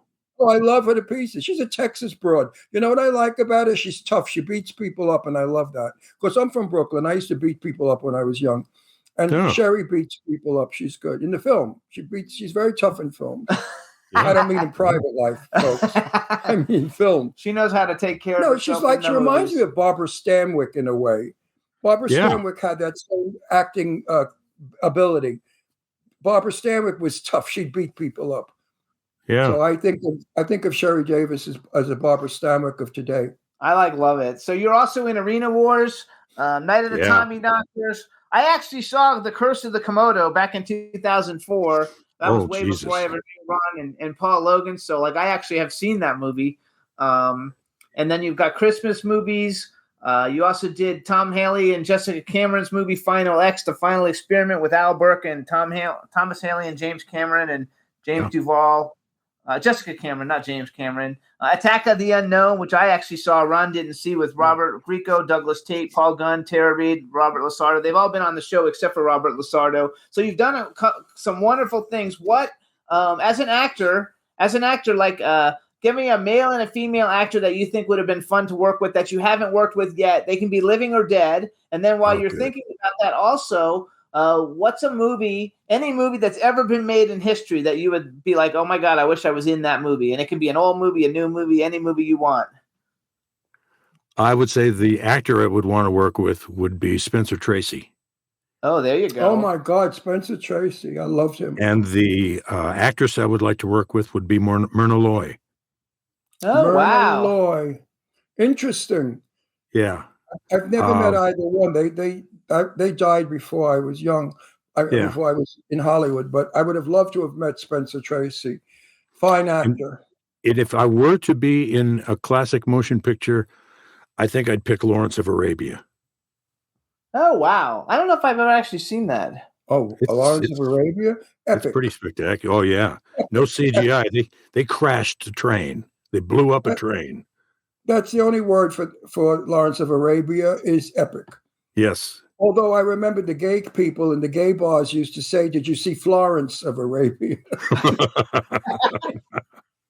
So I thought they were being cute because they thought he was gay because he was blonde and then those robes were blowing in the wind. So they said Florence of Arabia. I don't think I know Myrna Loy. What has she been in? Oh, Myrna Loy was what's his name? She was in all of the Thin Man movies with William Powell. Thin Man movies, and she played with Gene Harlow's lover, who was the actor there with the mustache. What the hell is his name? Oh, Clark Gable. Clark Gable. No, not Gable. She was with somebody before Gable. She was with the one. He was Gene Harlow's lover. They were going to get married, and then she died. The tall fella with the mustache. He was in every Thin Man movie with her. Wasn't Gable. His name was... he was the lead? Huh? He was the lead actor? He was what? He was the lead actor? He was the lead actor. He was her husband. That was William Powell, wasn't it? William Powell. William Powell, That's the one you couldn't think of. Yes. Yeah, William Powell. Another good actor. Fantastic. So you're in a lot of horror movies. Do you actually like horror movies? Do you watch horror movies, or are you just because you get cast in a lot of them, you're in them? But do you actually, if you were sitting around on Saturday night when we sit around, if we're not going to an event, we watch TCM. What is it? Noir Alley. We watch Noir Alley on Turner Classic Movies on Saturday night. Because I like it because I sit there and I say, "Oh, I remember that one. This one, I knew everybody in those old movies." But we don't watch horror movies. I watch them, on my own, but because Ron doesn't really love them to death. So do you watch horror movies? Like, are you a horror movie fan, or are you pretty much just you get to act them and it's fun, but you wouldn't really watch them on your own? I hesitate to say, but I haven't seen any of them. Guess what? He hasn't either. I don't either. But I like being in them. They're fun to do. Usually, I play the bad guy. And I've been disemboweled. I've been vivisectioned. I've been exploded. I've died in some wonderful ways. I was possessed by so many souls that my body couldn't take it, and I just exploded. Oh no, that's good. I like that. So that's fun. Yeah. Going back to Myrna Loy, did you ever see Midnight Lace, the Doris Day film? Myrna Loy played Doris Day's aunt. And I think that was one of the best performances I have ever seen of her. It was a color film, so we could see her beautiful red hair. And she was a very sarcastic, wealthy aunt who played it beautifully. So not who she's ever been in film. No. Totally out of character. And it's a wonderful film, Midnight Lace, with Rex Harrison and Doris Day. It's a thriller. I would suggest everybody see it. Yeah. Yeah. I like Levis. But that was a good choice, Myrna Loy. Good for Myrna. So let's go modern day now. Yes. And all right. Let's say you're going to go make some kind of a movie and you're going to have an affair with any woman in Hollywood. It's part of the script for the film. And you could have a wonderful attraction to any woman in Hollywood. That's let's do a living one this time. You can't have Charlize because she's mine. So okay. Who are you gonna pick to be your wife or love interest in a new romantic movie getting made? Do I get to keep my 40s body? If you want. Okay. Yeah. Then it would be Penelope Cruz. Oh wow, Penelope, I love her. She's a good actress. Yeah. She's fantastic. Desert. You ever come to Palm Springs? Yeah, my mom lives out there. I can't stand the sand. I got sand throat. You know, when the sand is so fine, it goes in your nose and throat. Yeah. It's annoying. The winds are blowing here like hurricanes. So wait a second. Why does it have to be a 40-year-old body? Why can't it be however old you are now's body? Because it's not the same thing. Oh, really? Well, I'm 83. It's not the age, it's the mileage. No, I'm 83 and I have a 16-year-old's body. And I'm also delusional. I'm afraid I'm too much of a realist. No, that's fun though. Oh, I could never do a nude. Are you kidding? I would be so ashamed. Wouldn't you? No, I had my. I did my share. Did my share of the Skinemax movies in the 90s. Would you do a nude front? Would you do a nude? He just said he just did in the 90s. He did Skinemax movies. What are those? Like softcore porn. Oh, the softcore stuff. So you're not shy about being frontal naked? I am. Well, first of all, they need a different lens if they're going to shoot me frontally. More of a telescopic sort of a thing. But no, I got no problem. Or then anyway, maybe now it might be different. But then I had no problem showing my ass. There was a first AD I worked with, and he told me that he's seen my ass more than he's seen his own. Well, I have no problem worrying about that because at 83, no one's going to ask me to do a frontal naked for sure. So that's not a problem. But I know a lot of actors we ask, young, good-looking, handsome, 25-year-old sexy actors are on our show. And you'd be surprised how they are shy. Many will say, no, I won't do frontal. And then, of course, the guys that are super hung, they say, oh, yeah, I'll do it anytime. So I don't know if that's an indication of wee little pee-pee or what makes a man not want to do frontal. I wouldn't do it not because of size, only because I wouldn't want my daughters to see it. Yeah, I don't have that problem. I just, I think we should change the subject. You know what? You have a great wit. Something we haven't seen. I think you should do comedy. Well, he said I'd love to. Improv. He's got you have a good wit. You have a very good wit. I like playing with you. We go back and forth. You're good. Oddly enough, I am, Michael Madsen and I are the comic relief in Arena Wars. Oh, there we go. Okay, which we haven't seen that yet. And he's Virginia Madsen's older brother. That's right. We actually watched... I love Virginia Madsen. We actually watched... She's wonderful. We watched something last night. No, what was that movie called last night? I forgot. We watched the movie last night and about it was set in the 50s and he's in it with I can't remember anybody who was in it. Mulholland Falls or something. Mulholland Falls. Mulholland Falls. Yeah. We interviewed Madsen's ex-husband. Oh, Antonio Sabato Jr.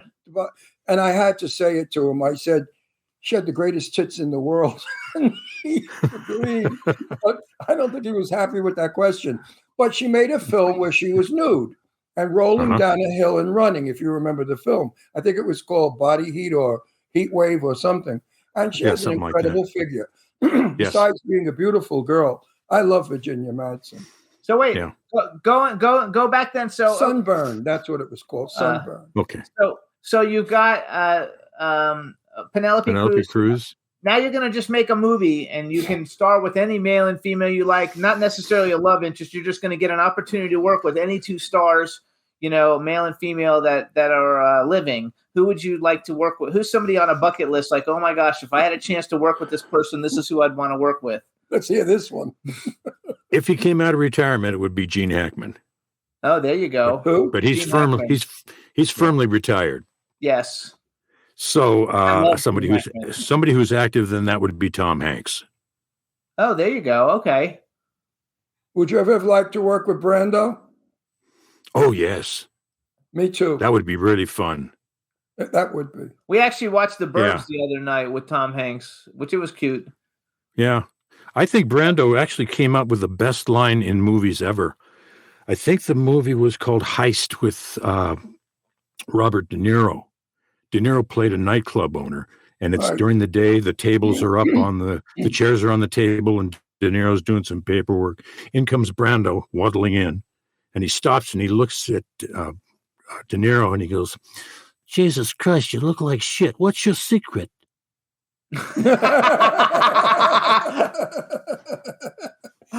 My niece was married to Christopher, his son. So she has given us lots of stories about Brando. I And bet. Brando, she said, was a regular guy. You know, he was no movie star by any means. He liked to stay in bed and eat and watch TV. The boss I had when I was driving limos drove Brando fairly often, and he insisted on sitting in the front seat and just was like a regular guy. He's a regular Joe. Yeah. Do you know Lorene He didn't Landon? like acting. Oh, Who's that? there you go. Do you know Lorene Landon? I don't know if you've met her. Beautiful blonde, gorgeous. I know who she is, but we've never met. Okay, because she also dated Christian Brando. Yeah, she's my darling friend. I love Lorene to pieces. And she dated Christopher after my niece Mary divorced him. Well, So you know she who gave another us great stories guy like is? I drove Hector Elizondo on one occasion. And another guy who wanted to sit in the front seat. And it turns out that he went to a tryout for the New York Giants in the Polo Grounds, and I attended a tryout for the Dodgers at Dodger Stadium. And neither of us went anywhere, but we ended up in the same business. Oh, that's fun. Isn't Hector Elizondo, isn't he the hotel manager for Pretty Woman? Exactly, yeah. Yeah, that's my favorite movie of all time. I know every line. I've seen it like 8,000 times. Yeah, because he wanted to play the part of the prostitute. No, I just love Pretty Woman. I think Pretty Woman is so great. And if Richard Gere was going to be if Richard Gere was going to be like my knight in shining armor, it would have been okay. Yeah. Because Richard Gere's over my dead body. Yeah. But I love it. But I love. We're married. Did you know? You know we're married. I did know that. Yeah, I'm sure if he made a play on Richard Gere, you'd put up a fight. I actually wouldn't like Richard Gere back then. I would need him now because I basically, if they're not like 60 or 70 or 80, I don't like them. I don't know what he's doing with me. Oh. I mean, he likes old men. I have no idea why he married me. That's right, because you're not old. I'm not old. So I have a question.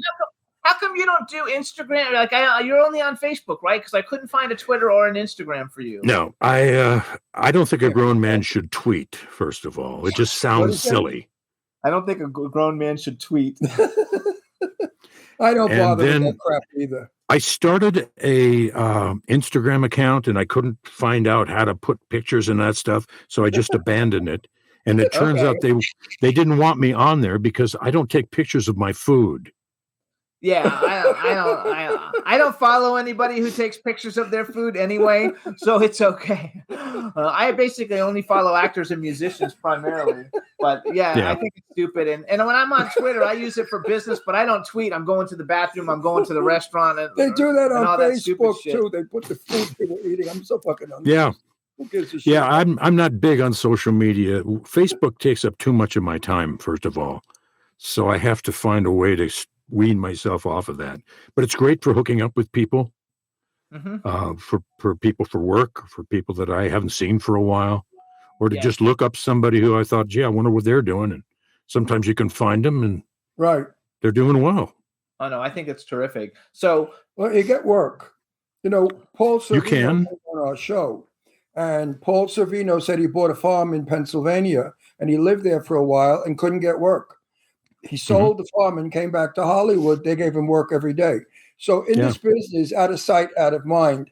So it is wise to be on Facebook or whatever. You do get work.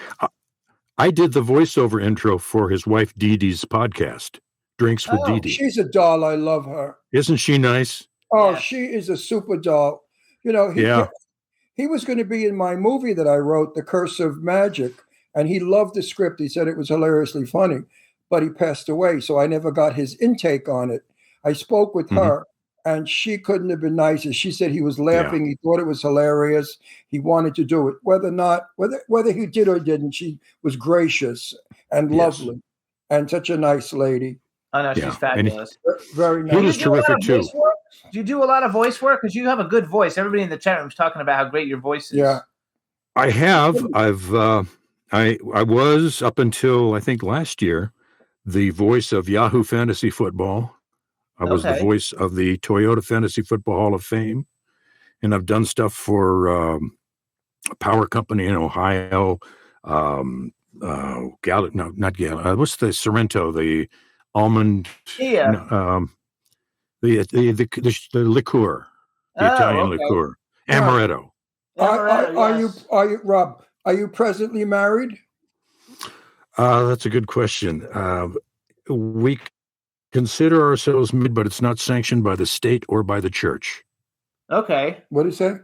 Yeah. So common law, I guess, is common law. That's I don't hear too well. That's like last week when we had. Wait, let me finish. So I can tell all the ladies out there that are wishing and swooning. He's taken, ladies. Yes, I am.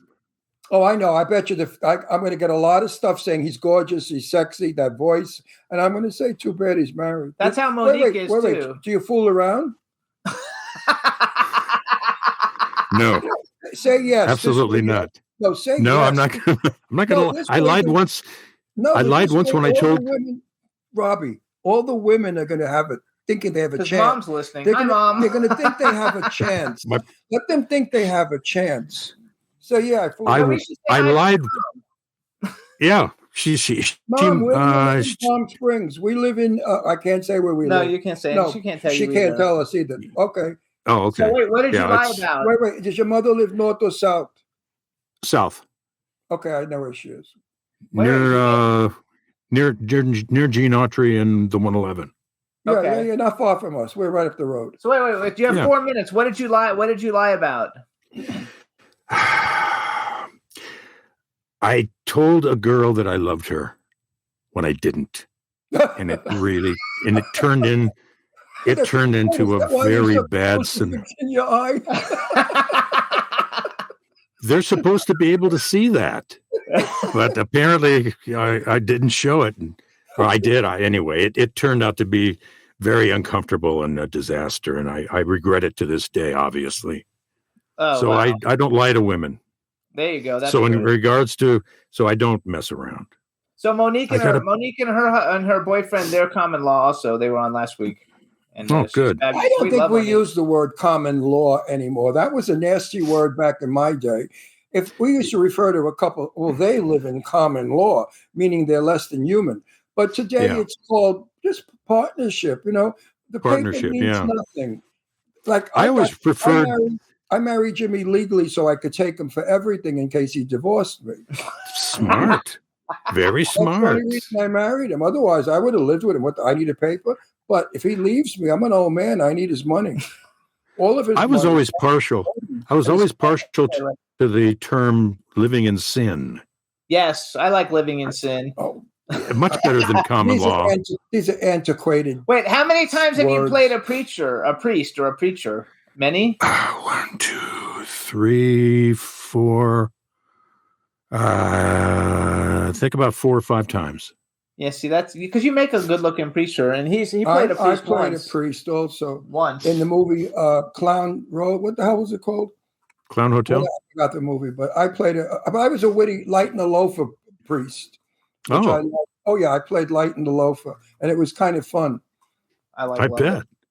Yeah. Well, I go to I go to Catholic Church and talk to a priest when I do it, and explain to him what my actions are, so that I do it the right way. That's cool. Because my dad was a cop, and one of the biggest laughs he would get is watching cop shows and seeing how terrible they were as far as procedure and radio. What is it? Anyway, the way they work a radio. Yes. So he helped me on a movie I did with Rolf Konevsky years ago called Video Store. I think they changed it to Video Store. Video Store. I think they changed it to Tomorrow by Midnight. Okay. Alexis Arquette was in it. Oh, I love her. Among some very excellent actors. And I talked to LAPD about radio protocol, about their divisions, about all that stuff. And there was a SWAT unit that actually worked on the movie. They were shooting all the weapons. They brought the weapons, M16s, and I think it was called an MK9, and 120 rounds of ammunition in about a 15-second interval. Wow. It was fantastic. And they said, when they saw the movie at the premiere, they said, you did a really good job. Are you a cop? I said, no, I just learned how to talk like one. But my dad was a cop. His dad was a cop. My dad was a cop, and their dog was a cop. I love it. I played cop so many times. I think I'm a cop. But we're out of time. But the only time I used to go see a priestess was when I needed a date. Smart. They say you meet the best dates in the produce section or in church. There you go. But don't stick your crucifix in your eye anymore. That can hurt. No, it grew back. It grew back nicely. He's got Art of the Dead is out. You can see it now. You can also see Night of the Tommyknockers. Probably a lot of these things actually you can see. So Tommyknockers, you got to see Tommyknockers. Attack of the Unknown. And he was Police, yes. See those films, folk. You know I don't lie. One thing Ron never does is lie. If the film stinks, I tell you it stinks. These films are really good. Please watch them and let me know that I'm right. There you go. I have good taste in films. Robert, we want to thank you for coming on. Congratulations with everything. I'm sure we're going to see you soon. You're a very warm, loving, funny guy. I like you, and I can't wait to see you at a carpet so we can have some fun. Yeah. Bye. Thanks for the invite. I appreciate being on your show. When I see you, just take the crucifix out of your eye, please. I will. All right. I'll let you do it. Thanks a lot, guys. Bye, Robbie. Thanks so much, so everybody. long. Next week we got a great show. We're going to have Stevie B and Oscar Torres from The Hangover. It'll be a lot of fun. We'll see you guys next week. Bye, everybody. Bye, everybody. Can turn out to be so wrong. Yeah, we in the mix. Yeah, we in the mix. It's another episode. Here we go. The Jimmy Star Show with Ron Russell. Interviewing the hottest, newest, and truest of today's celebrities. Make sure to subscribe so you can get notified weekly. Jimmy Star, he's the king of cool. Ron Russell, he's a gorgeous dude. Chat room is live and you would be a fool not to vibe with us at the Jimmy Star Show with Ron Russell. So come watch it live on W4CY Radio. Miss some past episodes? Download on iTunes. The Jimmy Star Show with Ron Russell. It's the Jimmy Star Show with Ron Russell.